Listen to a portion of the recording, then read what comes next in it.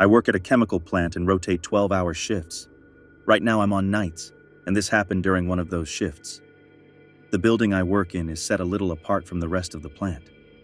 We have our own access road that branches off the main one, leading straight to our own parking lot and a gated entrance.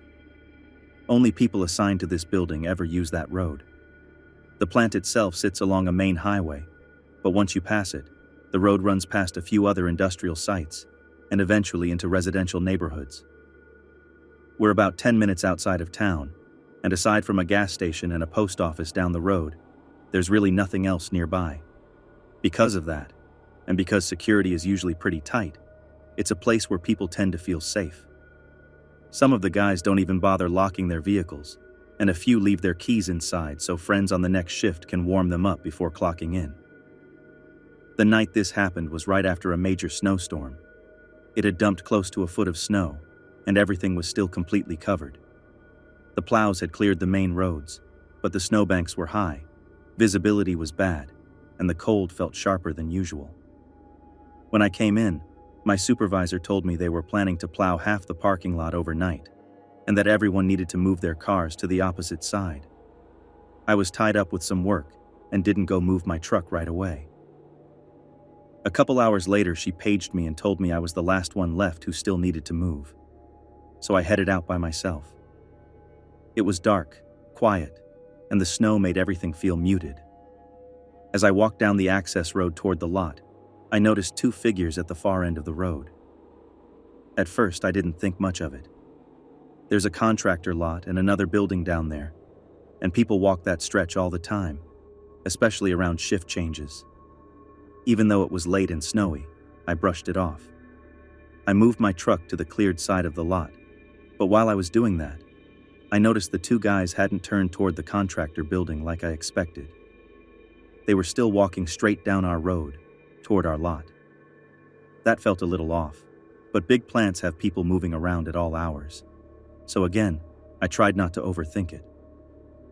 When I got out of my truck and started back toward the gate, I realized they were already in our parking lot and heading directly toward me. That's when I picked up my pace. I scanned my badge, slipped through the turnstile, and made it inside the gate. Just as it locked behind me, I heard them calling out, telling me to wait. I stopped and turned around. They were standing right up against the gate now, snow clinging to their boots and pants. I asked what they needed. One of them said they wanted me to let them in. Everyone who works in our building has their own badge. You scan it, the turnstile unlocks for one person, then it locks again. Letting someone tailgate through is a serious violation. I told them if they forgot their passes, they'd need to walk to the main guardhouse and get temporary ones. That's standard procedure, and anyone who actually works there would know that. They immediately started complaining about the cold and the snow, saying they didn't want to walk that far. Then they said they were just there to visit someone. They named a person I'd never heard of, and definitely not someone who worked in my building. That's when I knew something wasn't right. The plant doesn't allow unescorted visitors at all, especially not at night, and especially not with the kinds of chemicals and equipment we handle. I told them I'd go inside and call the guards to see if they could come down and help them out. That's when one of the guys leaned forward onto the turnstiles. As he did, his jacket lifted just enough for me to see a large knife clipped to his belt. On the other side, there was something else, part of a holster maybe. I couldn't see it clearly, but it was enough. He looked straight at me and said, "Just let us in the fucking gate, man." At that moment, the reality of where I was hit me. I was standing in the open, with nothing between us but a metal gate. The walk back to the building suddenly felt very long.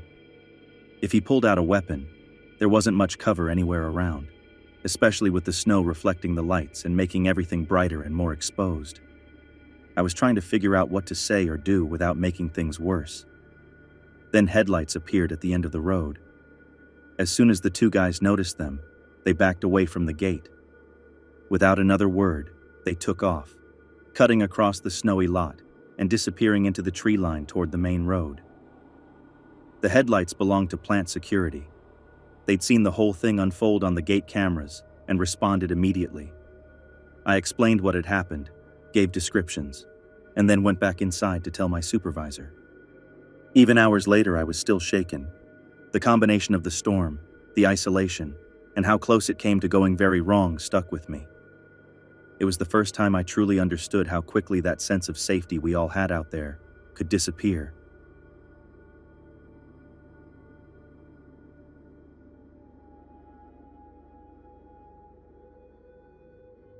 This happened more than 10 years ago, when I was a freshman in high school. My family had just moved from the city out to the suburbs, and I didn't handle the change very well. I was angry, bored, and acting out in ways that made things harder than they needed to be. School never really challenged me. I was ahead of most of my classes, so I stopped caring about assignments and attendance pretty early on. Skipping class became routine, and most days I'd just wander around or head home early instead of sticking it out. One afternoon, it was already cold and a snowstorm was rolling in. I decided to ditch school and head home before the weather got worse. There was a shortcut I sometimes took that cut through a small wooded area. I rarely used it, because even back then, I had an uneasy feeling about woods in general, but I wanted to get home quickly. Partway through, I noticed someone leaning against a tree, smoking a cigarette. He was heavy-set and looked about my age at first glance. What stood out immediately was that he was wearing shorts and a t-shirt despite the cold. I didn't plan on interacting with him at all, but as I passed, he pushed off the tree and started walking alongside me. I stopped and asked him what he was doing. He said it was cold and that he couldn't go home right now, so he figured he'd just walk with me wherever I was going. That made my stomach drop. I told him he couldn't come with me and that it wasn't okay. He didn't argue, he just nodded, stopped walking, and let me go on ahead. I made it home without anything else happening and tried to forget about it. That night, the storm hit hard. Snow fell steadily and piled up several inches deep by morning. When my stepdad got home from work the next day, he woke me up and asked me to come outside. In the fresh snow, there were footprints leading from the sidewalk, along the side of our house, and stopping directly beneath my bedroom window. My room was on the second floor, so no one could see inside, but the sight still made me uneasy. There was no good explanation for it. The following night, I was in my room playing video games when something struck my window. It was loud enough to make me jump. I looked outside and saw the same person from the woods standing below, staring up at me. I didn't go out alone. I grabbed my brother, and we went outside together. He was still there when we confronted him. I asked him what he was doing at my house in the middle of the night. He said he thought we could hang out. When I asked how he knew where I lived, he didn't answer. I kept pressing him until he admitted that he had followed me home the day before. Then I asked how he knew which room was mine. His answer made everything worse. The night before, while my family was out running errands, he had entered our house using the spare key hidden in the backyard. He said he recognized my room because he'd seen the clothes I was wearing when I came home and noticed them later inside. I told my brother to run inside and call the police. As soon as he did, the guy took off running. We didn't chase him. We just waited and explained everything to the officers when they arrived. After hearing the description, one of the officers told us they knew exactly who it was. He wasn't a teenager at all, but a man in his mid-20s. He had a history of stalking and breaking into homes, and had been arrested multiple times for similar behavior. I never saw him again, but there's one more part of this story that still bothers me. Around that same time, our family cat disappeared. We'd had him for years, and he never wandered far from the yard. A close friend of mine later told me she'd had a similar encounter with the same man. Her cat also went missing, but days later it was found dead in their yard, its neck broken. I can't prove that he was responsible for what happened to our pet, but the timing has never sat right with me. Years later, I came across an arrest record for him online.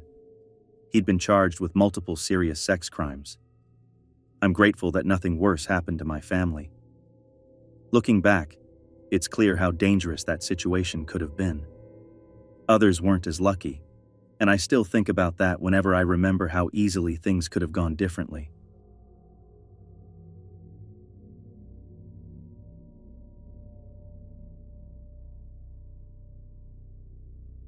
This happened on my 19th birthday, though at the time I barely even registered that fact.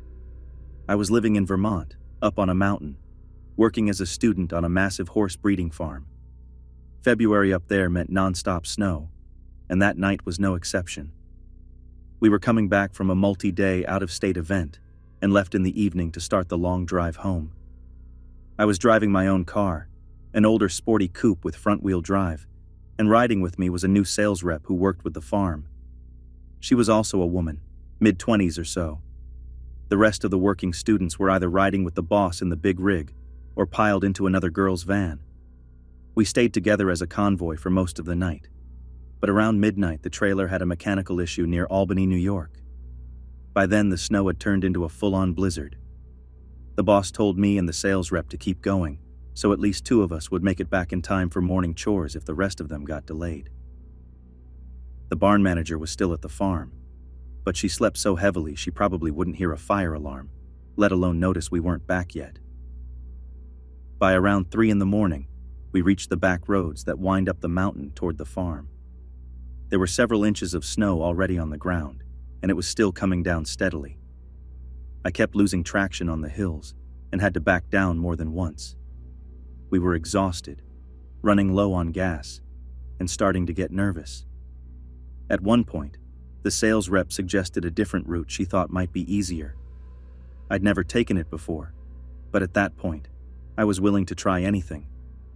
We made it a decent way down that road, but eventually hit another hill I couldn't get up. That's when we saw a house. Homes were extremely spread out in that area, so seeing lights on felt like a small miracle. I pulled into the bottom of the driveway. We could see what looked like a truck parked up near the house and a light in one of the windows. We decided we'd knock and ask if they could drive us the rest of the way to the farm. In hindsight, that was a terrible idea, but at the time it didn't feel that strange. Everyone in the area knew the farm, and our boss had been there forever. We assumed it would be some older local guy who recognized the name and wouldn't mind helping two stranded women in a snowstorm. As we walked up the driveway, a dog suddenly exploded out of the darkness, barking and lunging at the end of a very short, heavy chain attached to a tree. It was snowing hard. It was the middle of the night, and this dog was clearly not there for decoration. It scared both of us badly, but the house was only a few yards away, so we ran for the door. Right as the sales rep lifted her hand to knock, I grabbed her wrist. Now that we were close enough to actually see the place clearly, something felt very wrong. The door was literally a sheet of plywood hung on hinges. The house itself looked more like a shack than a finished home, like someone had built a permanent shelter without really knowing how. The dog was still losing its mind behind us. She noticed the same things at the same time I did, and we both silently agreed to back away. We turned and ran straight back to the car. It wasn't just that the place looked rough. It was the combination of the dog, the isolation, and the sudden realization that knocking on a stranger's door at 3 a.m. during a blizzard was a bad move. I managed to get up the hill that had stopped us before, and a little farther along we saw something else strange. A line of miniature horses ran across the road in front of us and disappeared into the woods. It crossed our minds that if we found a farm nearby, the horses might belong to them, and helping could get us a ride home. Not long after, we reached a small, well-kept farm at the end of a dead-end road. Dawn was just starting to creep in. We left the car on the road and walked up to the house, knocking over and over. No one answered.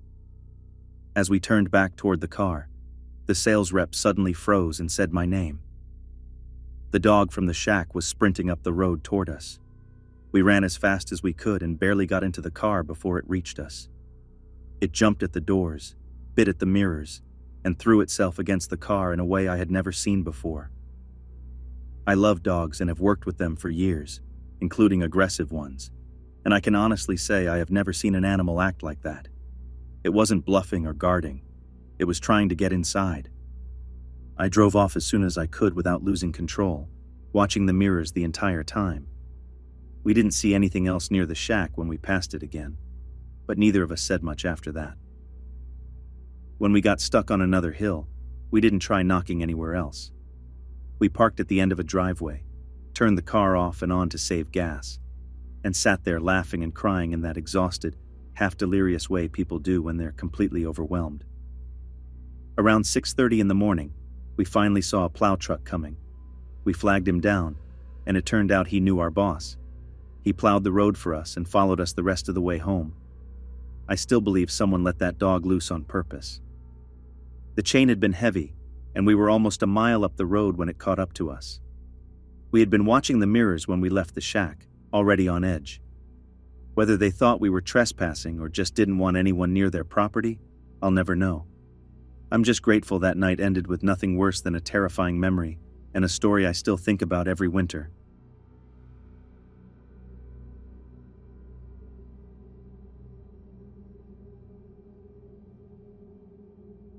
I've lived in northern Michigan my whole life, the kind of place where long winters and empty roads are normal, and I've seen enough strange things over the years that not much usually gets to me. I live in a small lakeside town, and I've always liked taking drives alone at night, especially when I need to clear my head. This is one of the few times I came home genuinely shaken. I'm changing the name of the road because anyone local would immediately recognize it.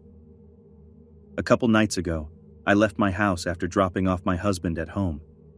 He'd had a bit to drink, we were arguing, and I didn't want to spend the night stewing in it. It was already after midnight, technically the first day of the new year, and I figured a quiet drive would help reset things. Outside, a blizzard was moving through. We've had a pretty mild winter, and I just put new tires on my Jeep, so I wasn't too concerned. I headed down toward the lake, put some music on, and planned to take it slow. As I drove, I started thinking about how to get home. There were 3 options. One was a steep hill that's manageable in good conditions, but risky in heavy snow unless you hit it with momentum. The second was a long, flat loop that would add at least 30 minutes. The third option was Cedar Road. My grandparents live on Cedar Road, and I know it well during the day. In the summer, people ride ATVs back there, and I've spent plenty of time off-roading. At night, especially during winter storms, it's a different place entirely. The road cuts through thick forest. There are no lights, and it's known locally as a spot where people go to party, drink, and do things they don't want seen. Past where I'd be turning off, there's a rock formation that draws crowds, and it's common to find trash, broken bottles, and worse up there afterward. Still, I told myself I'd only be on Cedar briefly, just far enough to hit the connecting county road and get home. At first it seemed fine. The road was a little steep, but looked well-traveled. Then I passed my grandparents' driveway, and realized there was only one set of tire tracks ahead of me. Fresh snow was already filling in around them. It wasn't enough to make me turn around, but it did make me more alert. I turned up my music and focused on following the tracks, knowing my turn was about a mile ahead. The entire stretch climbed uphill, and in the distance, near the crest, I saw lights. At first, I assumed it was another car coming toward me. I started thinking about where I could safely pull over without sliding into a ditch. That's when I noticed something odd. The lights weren't moving closer. They were turning off completely, then back on, over and over, in a steady pattern. I slowed down and shut off my fog lights. The other lights stayed put. I thought maybe someone was stuck and trying to get attention. As I crested the hill, the lights suddenly snapped on full brights, and before I could get a good look, the vehicle took off down the connecting road I was about to turn onto. All I caught was a dark shape, maybe a black sedan or small SUV. I called my husband and told him what had just happened. As I turned onto the connecting road, I looked for signs of where the car had gone. There were no swerves, no fresh snow kicked up, nothing to suggest a sudden escape. Out of pure curiosity, and maybe adrenaline, I turned my fog lights back on and accelerated, thinking I'd catch them near the residential stretch where there were streetlights. The road ahead was clear of falling snow thanks to the trees. I should have been able to see their taillights, or at least the snow settling behind them. I didn't see anything. I drove faster, expecting them to appear under one of the 3 streetlights ahead. They never did. No fresh tracks, no pulled-in driveways, nothing. I was so focused on scanning the road that I nearly slid through a stop sign and onto the highway. I managed to stop in time, heart pounding. The highway was empty in both directions as far as I could see. I told my husband I was almost home and tried to calm myself down. Halfway back to town, it hit me that somehow, impossibly, the car was just gone. I checked my mirrors the rest of the way, expecting to see flashing lights behind me. Nothing followed me home. When I pulled into my driveway, I sat in the locked Jeep until my husband came outside and watched the street while I ran inside. For the first time, the knife I usually keep nearby didn't feel like enough. Later that night, I found out a friend who lives a few houses down had her car stolen. Someone had walked into their house, taken the keys, and driven off in her black SUV. This town has a serious drug problem, and Cedar Road has always been tied to strange behavior. I messaged her to ask when it happened. It's a small place, and sometimes the timing of things is what unsettles you the most.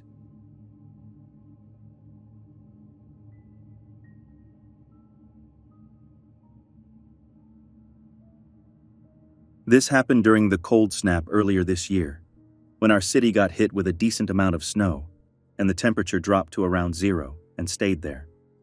For this area, that's a big deal.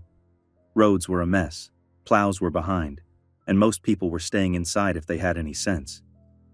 The neighborhood I live in isn't great. Gunshots aren't unusual, and I stopped checking local crime reports a long time ago because it just makes everything worse. I love walking at night, but I almost never do it anymore. I don't have a dog, I'm a woman, and there's no real margin for error where I live. That night felt different. There was about 8 inches of snow on the ground. The streets hadn't been plowed at all, and the cold was brutal. Between the weather and the pandemic, it felt like the city had shut down. I called a friend who lives nearby and asked if she wanted to go for a walk, half joking that it might be the only time it was actually safe. It turned out to be a really nice walk. Everything was quiet in that way only heavy snow can make it. The air felt sharp and clean, and the snow reflected enough light that we didn't even need to rush. We didn't see a single person for most of it, and barely any cars. Eventually, my friend's feet started to give out from the cold, so we turned back. Not long after that, a white car with a dent in the back drove past us. It stood out immediately because nothing else had been moving at all, but at the time I didn't think much of it. Cars still had to exist somewhere. A few blocks later, we split up near our houses. I had about 3 blocks left to walk on my own. I hadn't gone far when I heard a car behind me again. It was the same white car, creeping past me at an unnaturally slow pace. The snow was deep, but this felt intentional. I went on full alert immediately.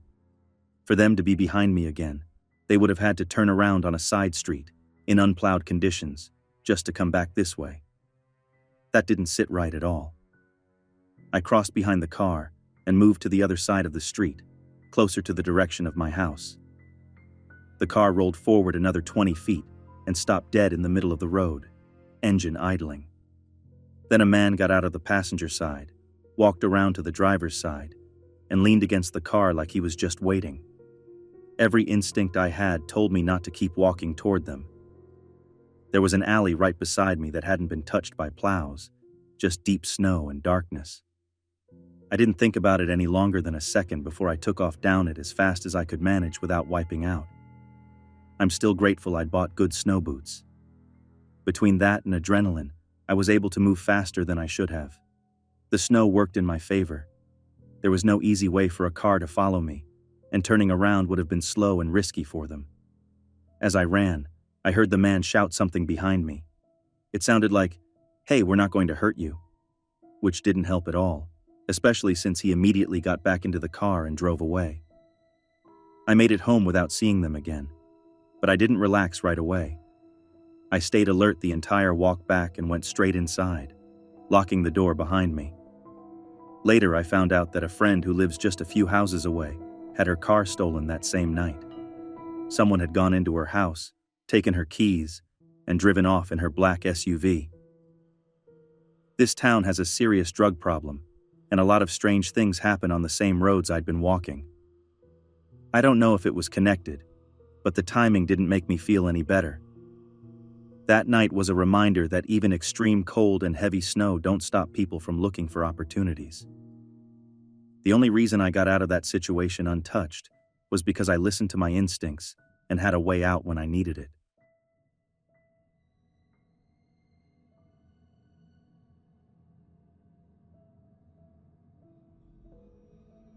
This happened a few years ago, back when I was about 19 and working at a retail store in a mall. I'm a woman, about 5'5", and at the time I didn't think much about my size or how vulnerable I might look to someone else. It was just a job, and most nights were uneventful. This took place around the holidays, when the mall stayed open later than usual for Christmas shopping. The problem was that the parking lot lights were still on their normal timer, so by the time we locked up, the lot was already dark. That night, we were also in the middle of a pretty nasty blizzard. Snow had been falling steadily for hours, and the wind made it worse. Normally, 2 people close the store together because we have to count the cash drawers. But that night, I ended up closing alone. Nothing strange had happened during my shift, and retail can be mind-numbingly boring, so I didn't think twice about walking out by myself. All I cared about was getting home before the weather got worse. As I crossed the parking lot, I kept my head down because the snow was blowing straight into my face. That's when I noticed the footprints. They were fresh, leading directly up to my driver's side door. When I got closer, I saw smudges on the window, right at face level, like someone had pressed their hands against the glass and leaned in to look inside. That was the moment my stomach tightened. I tried to rationalize it. Maybe someone had mistaken my car for theirs in the snow. Maybe they were just disoriented. I scanned the lot, and there was only one other vehicle there. A large, older Suburban sitting about 10 spaces away with the engine running. I didn't see anyone outside, and the lot was otherwise empty. I told myself I was overthinking it. I unlocked my car and grabbed my snow brush from the back seat so I could clear off the windshield. There were already a couple inches of snow built up. I had just started scraping when the Suburban slowly pulled over and stopped right next to me. The passenger window rolled down, and a scruffy-looking man leaned toward me with a smile that immediately made me uncomfortable. He asked if I wanted help. I said no, trying to keep my voice polite and calm. I wasn't struggling, and I didn't want him that close to me. He pushed again, saying it was cold, and he could get me on my way faster. Something about the way he said it made my nerves spike. I tightened my grip on the snow scraper and held it in front of me with both hands. It wasn't small, about 2 feet long and solid plastic, and I told him firmly that I was fine and didn't need help. He looked annoyed at that point, like I'd offended him. For a second I thought he might argue, but then mall security came around the corner in one of their vehicles, the yellow lights flashing. The man rolled his window up without another word and slowly drove off. Security pulled up next to me and asked if I needed help, but by then I was so on edge that I didn't even want to talk. I just said I was okay, and finished brushing enough snow off to drive. I didn't think to tell them about the footprints, or the man in the Suburban until later, when I was already home. I got out of there as fast as I safely could, and drove home with my hands tight on the steering wheel the entire way. Looking back, I'm grateful I noticed the small details before anything worse could happen. Growing up with an overly cautious, borderline paranoid mom taught me to pay attention to things most people would ignore, and that night, it probably made all the difference.